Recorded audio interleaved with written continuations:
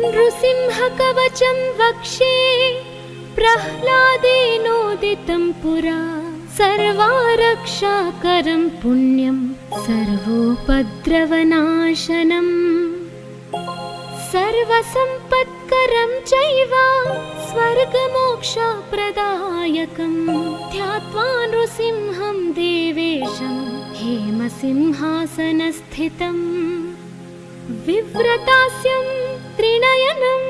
शरदिन्दुसुमप्रभं लक्ष्म्यालिङ्गितवामाङ्गं विभूतिभिरुपाश्रितं चतुर्भुजं कोमलाङ्गं स्वर्णकुण्डलाशोभितं सरोजशोभितोरस्कं रत्नकेयूरमुद्रितं तप्तकाञ्चन सङ्काशं पीतनिर्मलवाससम् इन्द्रादिसुरमौलिस्थ स्फुरन्माणिक्यदीप्तिभिः विराजित पदद्वन्द्वं शङ्खचक्रादिहेतिभिः गरुत्मता सविनयं स्तूयमानं मुदान्वितं स्वहृत्कमलसंवासं कृत्वा तु कवचं पठे नृसिंहो मे शिरः पातु लोकरक्षात्मसम्भव सर्वगोपीस्तम्भवासः फालं मे रक्षतु ध्वनिं नृसिंहो मे दृशौ पातु सोमसूर्याग्निलोचनः स्मृतिं मे पातु नृहारिर्मुनिवर्यस्तु ते प्रियः नासां मे सिंहानासस्तु मुखं लक्ष्मीमुखप्रियः सर्वविद्याधिपः पातु नृसिंहो रसनां मम वक्त्रं पात्विन्दुवदनः सदा प्रह्लादवन्दितः नृसिंहः पातु मे कण्ठं स्कन्धौ भूभरणान्तकृत् दिव्यास्त्रशोभितभुजो नृसिंहः पातु मे भुजौ करो मे देववरदो नृसिंहः पातु सर्वतः हृदयं योगिसाध्यश्च निवासं पातु मे हरिः मध्यं पातु हिरण्याक्ष वक्षः कुक्षिविदारणः नाभिं मे पातु नृहरि स्वनाभि ब्रह्म संस्तुतः ब्रह्माण्डकोटयः कट्यां यस्यासौ पातु मे कटिं गुह्यां मे पातु गुह्यानां मन्त्राणां गुह्यरूपधृक् ऊरो मनोभवः पातु जानुनी नररूपधृक् जङ्घे पातु धराभार हर्ता ये सौनृकेसरी सुरराज्य प्रदः पातु पादौ मे नृहरीश्वरः सहस्रशीर्षा पुरुषः पातु मे सर्वशस्तनुम् महोग्रः पूर्वतः पातु महावीराग्रजोऽग्नितः महाविष्णुर्दक्षिणे तु महाज्वालस्तु नैऋतौ पश्चिमे पातु सर्वेषु दिशि मे सर्वतोमुखः नृसिंहः पातु वायव्यां सौम्यां भूषणविग्रहः ईशान्यां पातु भद्रो मे सर्वमङ्गलदायकः संसारभयदः पातु मृत्युर्मृत्युर्नृकेसरी इदं नृसिंहकवचं प्रह्लादमुखमण्डितं भक्तिमान्यः पठेन्नित्यं सर्वपापैः प्रमुच्यते पुत्रवान् धनवान् लोके दीर्घायुरुपजायते यं यं कामयते कामं तं तं प्राप्नोत्यसंशयम् सर्वत्र जयमाप्नोति सर्वत्र विजयी भवेत् भूम्यन्तरिक्षदेव्यानां ग्रहाणां विनिवारणम् कुक्षिकोरगसम्भूत विषापहरणं परं ब्रह्मा राक्षसयक्षाणां दूरोत्सारणकारणम् भूर्जे वा तालपत्रे वा कवचं लिखितं शुभं करमूले धृतं येन सिद्धेयुः कर्मसिद्धयः देवासुरमनुष्येषु स्वमेवाजयं लभेत् एकसन्ध्यं त्रिसन्ध्यं वा यः पठेन्नियतो नरः सर्वमङ्गलमाङ्गल्यं भुक्तिं मुक्तिं च विन्दति द्वात्रिंशच्च सहस्राणि पठेच्छुद्धात्मना नृणाम् कवचस्यास्य मन्त्रस्य मन्त्रसिद्धिः प्रजायते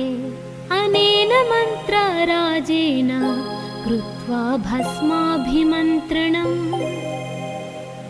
तिलकं विन्यसेद्यस्तु तस्याग्रह भयं हरे त्रिवारं जपमानस्तु दत्तं वार्यभिमन्त्र्य च प्राशयेत्यो नरो मन्त्रं नृसिंहध्यानमाचरेत् तस्य रोगाः प्रणश्यन्ति ये च स्युः कुक्षिसम्भवाः किमत्र बहुलोकैः नृसिंहसदृशो भवे मनसा चिन्तितं यत्तु स तच्चाप्नोत्यसंशयम्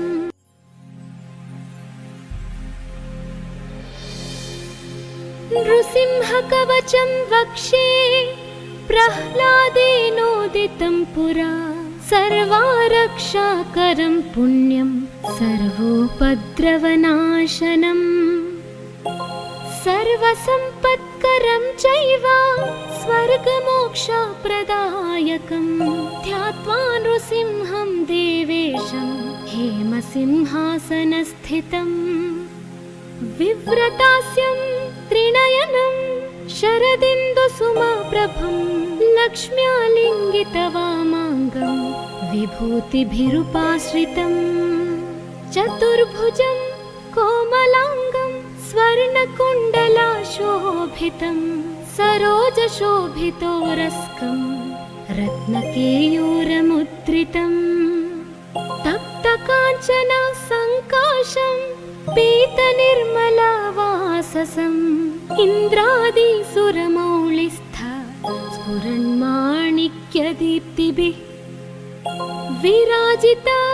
पदद्वन्द्वं शङ्खचक्रादिहेतिभिः गरुत्मता सविनयं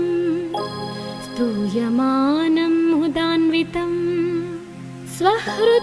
स्वहृत्कमलसंवासं कृत्वा तु कवचं पठे नृसिंहो मे शिरः पातु लोकरक्षात्मसम्भव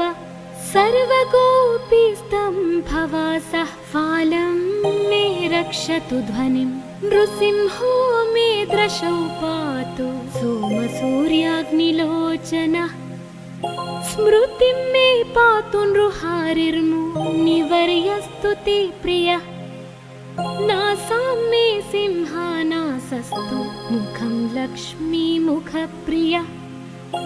सर्वविद्याधिपः पातु नृसिंहो रसनां मम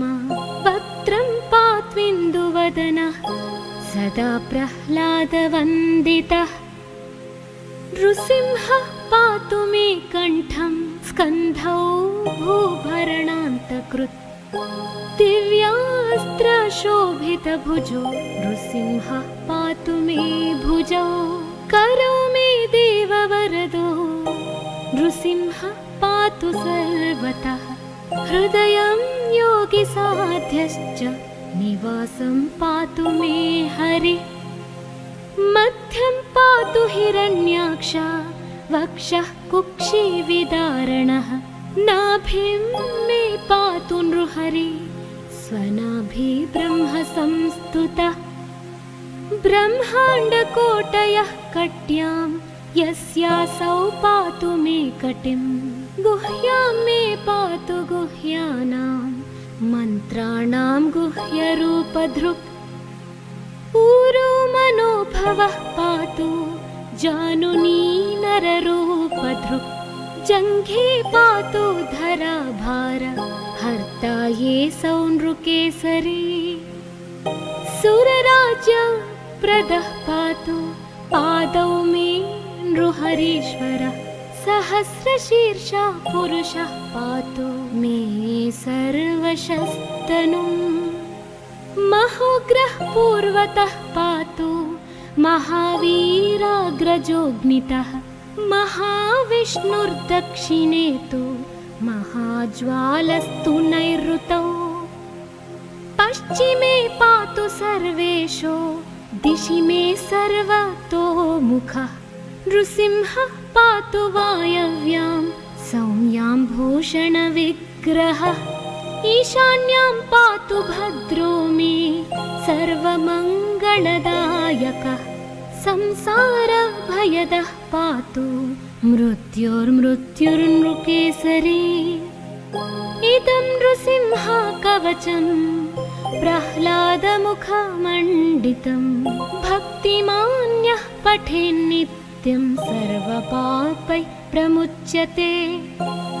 पुत्रवान् धनवान् लोके दीर्घायुरुपजायते यं यं कामयते कामं तं तं प्राप्नोत्यसंशयम् सर्वत्र जयमाप्नोति सर्वत्र विजयी भवेत् भूम्यन्तरिक्षदेव्यानां ग्रहाणां विनिवारणम् वृश्चिकोरगसम्भूत विशापहरणं परं ब्रह्मा राक्षसयक्षाणां दूरोत्सारणकारणम् भूर्जे वा तालपत्रे वा कवचं लिखितं शुभं करमूले धृतं येन सिद्धेयुः कर्मसिद्धयः देवासुरमनुष्येषु स्वं स्वमेव जयं लभेत् एकसन्ध्यं त्रिसन्ध्यं वा यः पठेन्नियतो नरः सर्वमङ्गलमाङ्गल्यं भुक्तिं मुक्तिं च विन्दति त्वात्रिंशच्च सहस्राणि पठेच्छुद्धात्मना नृणाम् कवचस्यास्य मन्त्रस्य मन्त्रसिद्धिः प्रजायते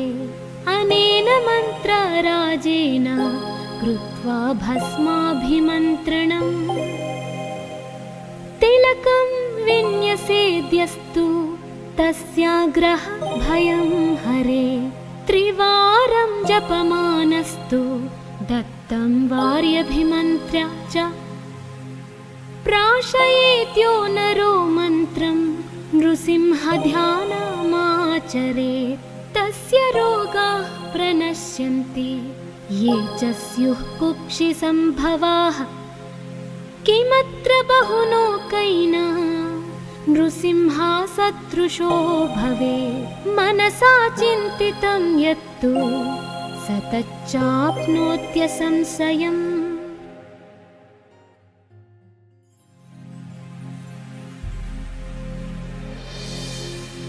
नृसिंहकवचं वक्षे प्रह्लादेनोदितं पुरा सर्वारक्षाकरं पुण्यं सर्वोपद्रवनाशनम् सर्वसम्पत्करं चैव स्वर्गमोक्षप्रदायकं ध्यात्वा नृसिंहं देवेशं हेमसिंहासनस्थितम् विव्रतास्यं त्रिनयनं शरदिन्दुसुमप्रभं लक्ष्म्यालिङ्गितवामाङ्गं विभूतिभिरुपाश्रितं चतुर्भुजं कोमलाङ्गं स्वर्णकुण्डलाशोभितं सरोजशोभितोरस्कं रत्नकेयूरमुद्रितं तप्तकाञ्चन सङ्काशं पीतनिर्मलवाससम् इन्द्रादिसुरमौलिस्थ स्फुरन्माणिक्यदीप्तिभिः विराजिता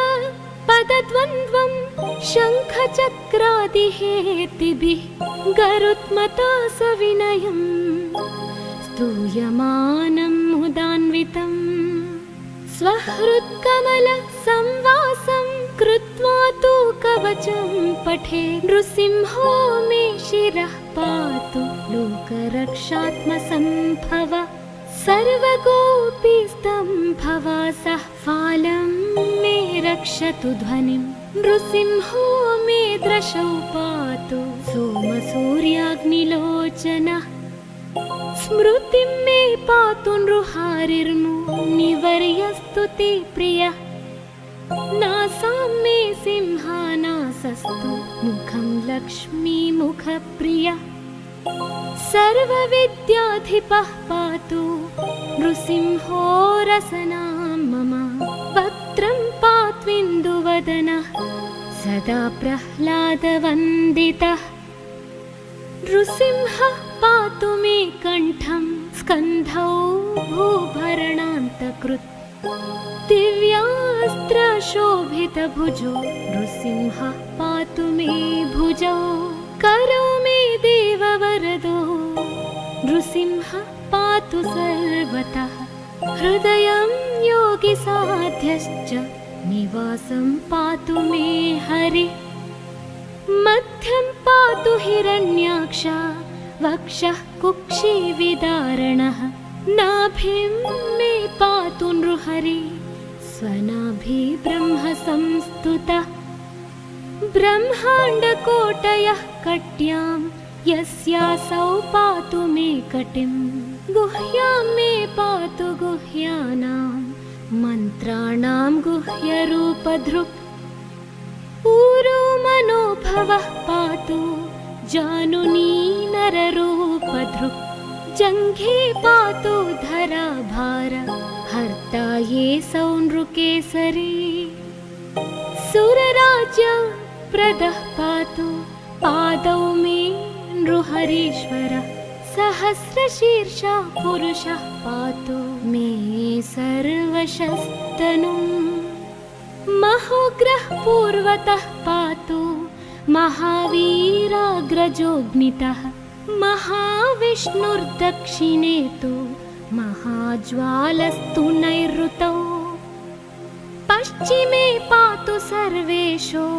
दिशि मे सर्वतोमुखः नृसिंहः पातु वायव्यां सौम्यां भूषणविग्रहः ईशान्यां पातु भद्रो मे सर्वमङ्गलदायकः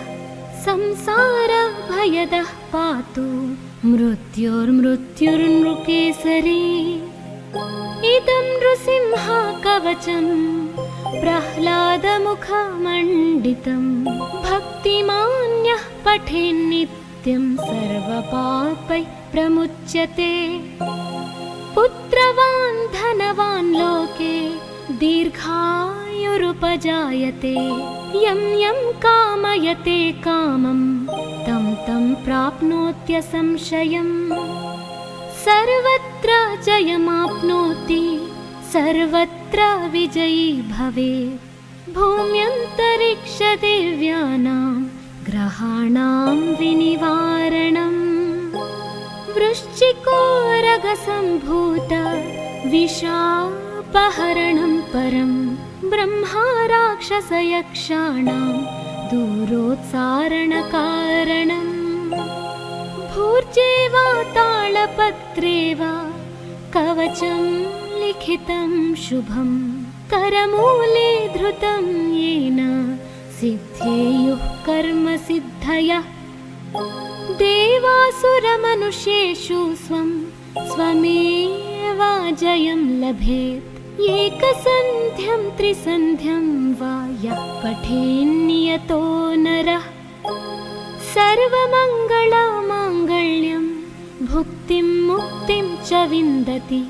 द्वात्रिंशच्च सहस्राणि पठेच्छुद्धात्मना नृणाम् कवचस्यास्य मन्त्रस्य मन्त्रसिद्धिः प्रजायते अनेन मन्त्रराजेन कृत्वा भस्माभिमन्त्रणम् तिलकं विन्यसेद्यस्तु तस्याग्रह भयं हरे त्रिवारं जपमानस्तु दत्तं वार्यभिमन्त्र्य च प्राशयेत्यो नरो मन्त्रं नृसिंहध्यानमाचरेत् तस्य रोगाः प्रणश्यन्ति ये च स्युः कुक्षिसम्भवाः किमत्र बहुलोकैः नृसिंहसदृशो भवेत् मनसा चिन्तितं यत्तु स तच्चाप्नोत्यसंशयम्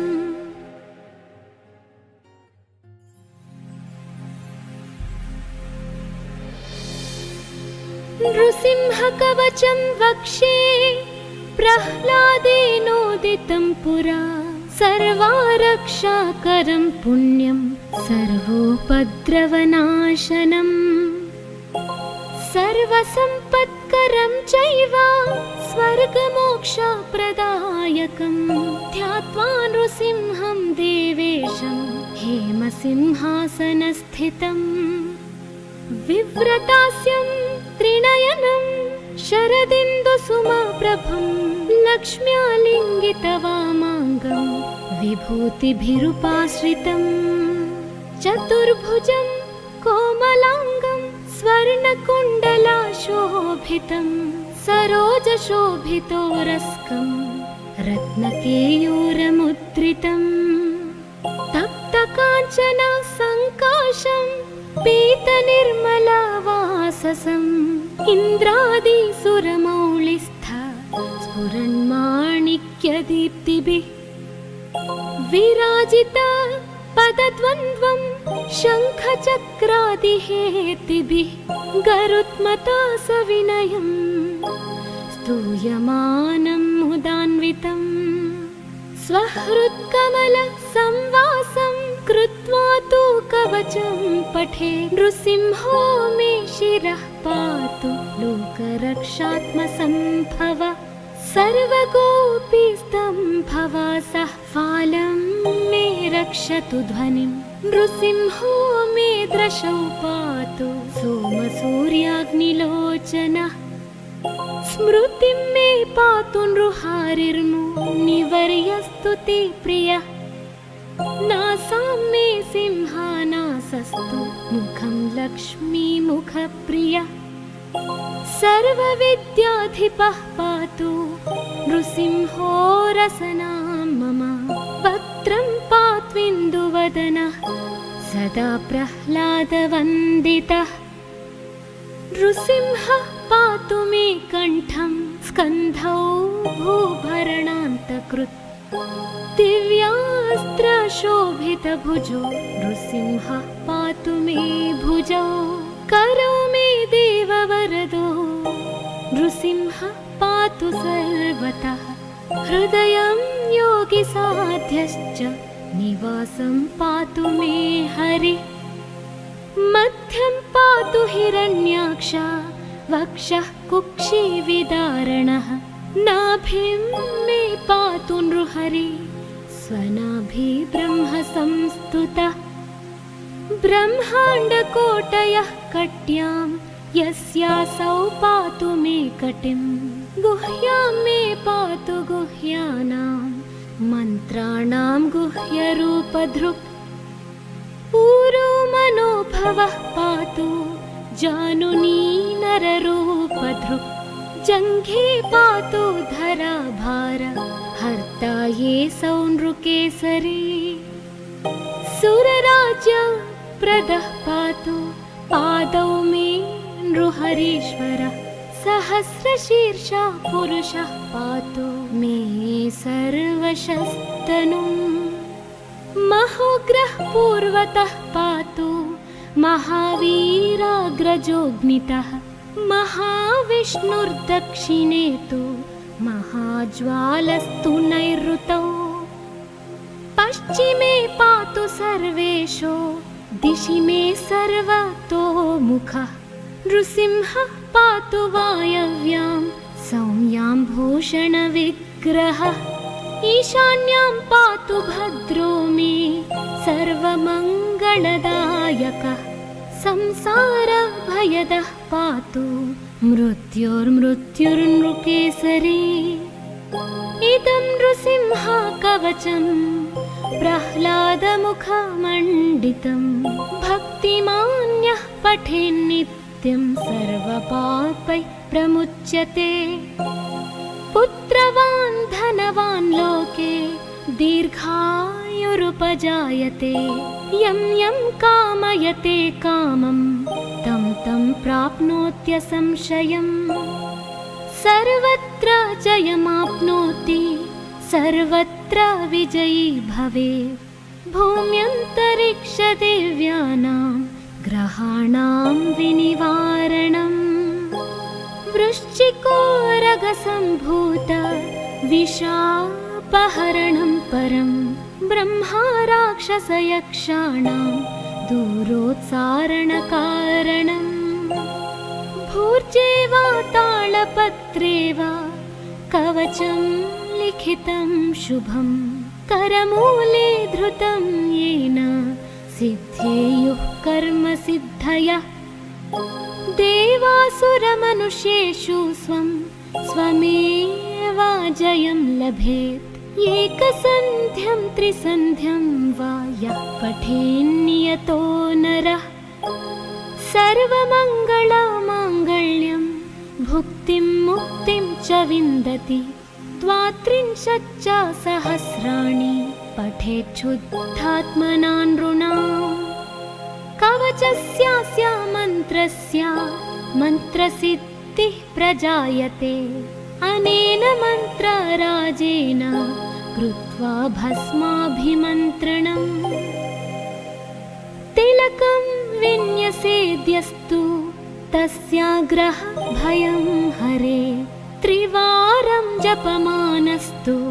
दत्तं वार्यभिमन्त्र्य च प्राशयेत्यो नरो मन्त्रं नृसिंहध्यानमाचरेत् तस्य रोगाः प्रणश्यन्ति ये च स्युः कुक्षिसम्भवाः किमत्र बहुलोकैना नृसिंहसदृशो भवेत् मनसा चिन्तितं यत्तु स तच्चाप्नोत्यसंशयम्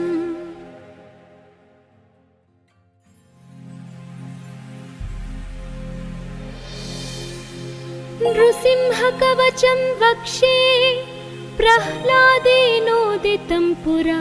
सर्वारक्षाकरं पुण्यं सर्वोपद्रवनाशनम् सर्वसम्पत्करं चैव स्वर्गमोक्षप्रदायकं ध्यात्वा नृसिंहं देवेशं हेमसिंहासनस्थितम् विव्रतास्यं त्रिनयनं शरदिन्दुसुमप्रभं लक्ष्म्यालिङ्गितवामाङ्गं विभूतिभिरुपाश्रितम् चतुर्भुजं कोमलाङ्गं स्वर्णकुण्डलाशोभितं सरोजशोभितोरस्कं रत्नकेयूरमुद्रितम् तप्तकाञ्चन सङ्काशं पीतनिर्मलवाससम् इन्द्रादिसुरमौलिस्थ स्फुरन्माणिक्यदीप्तिभिः विराजित पदद्वन्द्वं शङ्खचक्रादिहेतिभिः गरुत्मता सविनयं स्तूयमानं मुदान्वितम् स्वहृत्कमलसंवासं कृत्वा तु कवचं पठे नृसिंहो मे शिरः पातु लोकरक्षात्मसम्भव सर्वगोपीस्तम्भवासः फालं मे रक्षतु ध्वनिं नृसिंहो मे दृशौ पातु सोमसूर्याग्निलोचनः स्मृतिं मे पातु नृहारिर्मुनिवर्यस्तुति प्रियः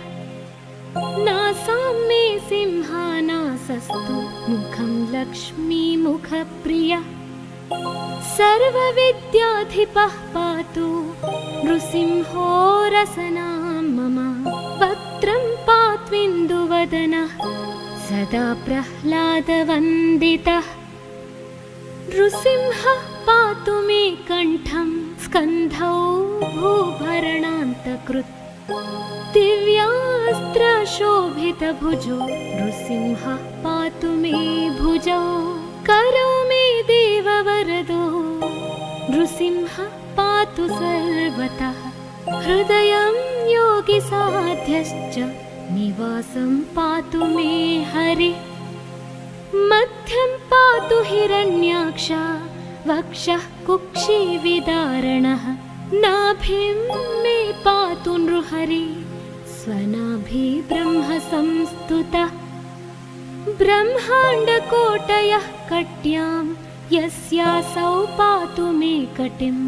गुह्यां मे पातु गुह्यानां मन्त्राणां गुह्यरूपधृक् ऊरो मनोभवः पातु जानुनी नररूपधृक् जङ्घे पातु धराभार हर्ता ये सौनृकेसरी सुरराज्यप्रदः पातु पादौ मे नृहरीश्वरः सहस्रशीर्षः पुरुषः पातु मे सर्वशस्तनुम्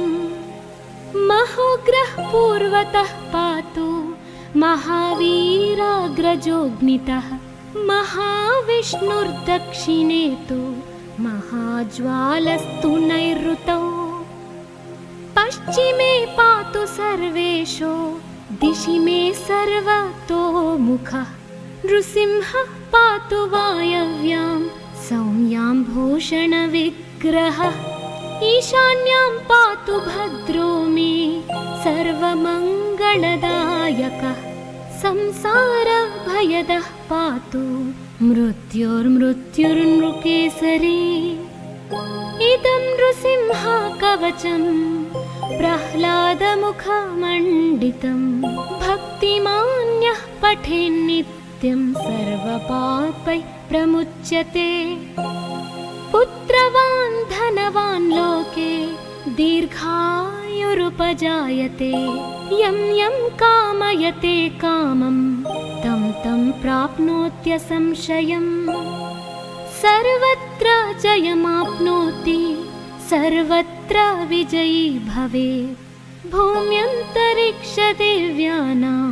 ग्रहाणां विनिवारणम् वृश्चिकोरगसम्भूत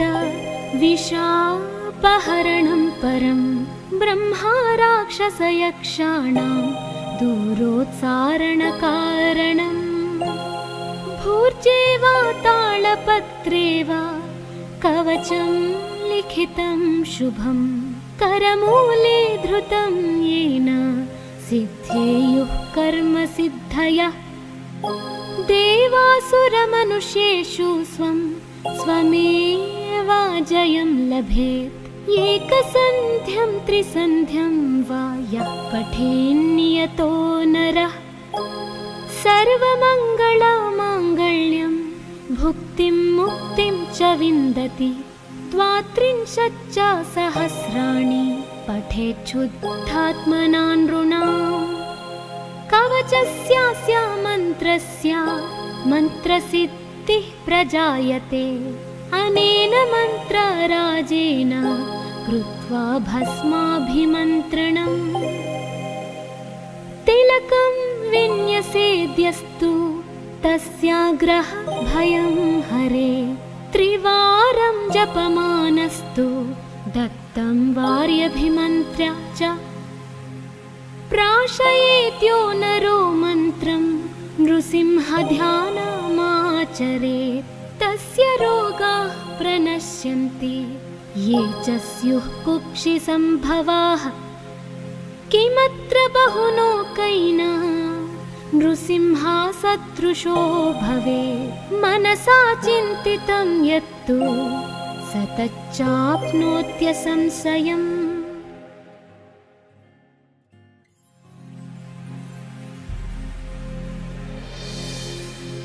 नृसिंहकवचं वक्षे प्रह्लादेनोदितं पुरा सर्वारक्षाकरं पुण्यं सर्वोपद्रवनाशनम् सर्वसम्पत्करं चैव स्वर्गमोक्षप्रदायकं ध्यात्वा नृसिंहं देवेशं हेमसिंहासनस्थितं विव्रतास्यं त्रिनयनं शरदिन्दुसुमप्रभं लक्ष्म्यालिङ्गितवामाङ्गं विभूतिभिरुपाश्रितं चतुर्भुजं कोमलाङ्गं स्वर्णकुण्डलाशोभितं सरोजशोभितोरस्कं रत्नकेयूरमुद्रितं तप्तकाञ्चन सङ्काशं पीतनिर्मलवाससम् इन्द्रादिसुरमौलिस्थ स्फुरन्माणिक्यदीप्तिभिः विराजित पदद्वन्द्वं शङ्खचक्रादिहेतिभिः गरुत्मता सविनयं स्तूयमानं मुदान्वितं स्वहृत्कमलसंवासं कृत्वा तु कवचं पठे नृसिंहो मे शिरः पातु लोकरक्षात्मसम्भव सर्वगोपीस्तम्भवासः फालं मे रक्षतु ध्वनिं नृसिंहो मे दृशौ पातु सोमसूर्याग्निलोचनः स्मृतिं मे पातु नृहारिर्मुनिवर्यस्तु ते प्रियः नासां मे सिंहानासस्तु मुखं लक्ष्मीमुखप्रियः सर्वविद्याधिपः पातु नृसिंहो रसनां मम वक्त्रं पात्विन्दुवदनः सदा प्रह्लादवन्दितः नृसिंहः पातु मे कण्ठं स्कन्धौ भूभरणान्तकृत् दिव्यास्त्रशोभितभुजो नृसिंहः पातु मे भुजौ करो मे देववरदो नृसिंहः पातु सर्वतः हृदयं योगिसाध्यश्च निवासं पातु मे हरिः मध्यं पातु हिरण्याक्ष वक्षः कुक्षिविदारणः नाभिं मे पातु नृहरि स्वनाभि ब्रह्म संस्तुतः ब्रह्माण्डकोटयः कट्यां यस्यासौ पातु मे कटिं गुह्यां मे पातु गुह्यानां मन्त्राणां गुह्यरूपधृक् ऊरो मनोभवः पातु जानुनी नररूपधृक् जङ्घे पातु धराभार हर्ता ये सौनृकेसरी सुरराज्यप्रदः पातु पादौ मे नृहरीश्वरः सहस्रशीर्षा पुरुषः पातु मे सर्वशस्तनुम् महोग्रः पूर्वतः पातु महावीराग्रजोऽग्नितः महाविष्णुर्दक्षिणे तु महाज्वालस्तु नैऋतौ पश्चिमे पातु सर्वेशो दिशि मे सर्वतोमुखः नृसिंहः पातु वायव्यां सौम्यां भूषणविग्रहः ईशान्यां पातु भद्रो मे सर्वमङ्गलदायकः संसारभयदः पातु मृत्युर्मृत्युर्नृकेसरी इदं नृसिंहकवचं प्रह्लादमुखमण्डितं भक्तिमान्यः पठेन्नित्यं सर्वपापैः प्रमुच्यते पुत्रवान् धनवान् लोके दीर्घायुरुपजायते यं यं कामयते कामं तं तं प्राप्नोत्यसंशयम् सर्वत्र जयमाप्नोति सर्वत्र विजयी भवेत् भूम्यन्तरिक्षदेव्यानां ग्रहाणां विनिवारणम् वृश्चिकोरगसम्भूत विशापहरणं परं ब्रह्मा राक्षसयक्षाणां दूरोत्सारणकारणम् भूर्जे वा तालपत्रे वा कवचं लिखितं शुभं करमूले धृतं येन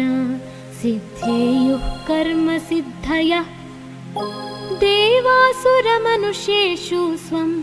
स्वमेवाजयं लभेत् एकसन्ध्यं त्रिसन्ध्यं वा यः पठेन्नियतो नरः सर्वमङ्गलमाङ्गल्यं भुक्तिं मुक्तिं च विन्दति द्वात्रिंशच्च सहस्राणि पठेच्छुद्धात्मना नृणाम् कवचस्यास्य मन्त्रस्य मन्त्रसिद्धिः प्रजायते अनेन मन्त्रराजेन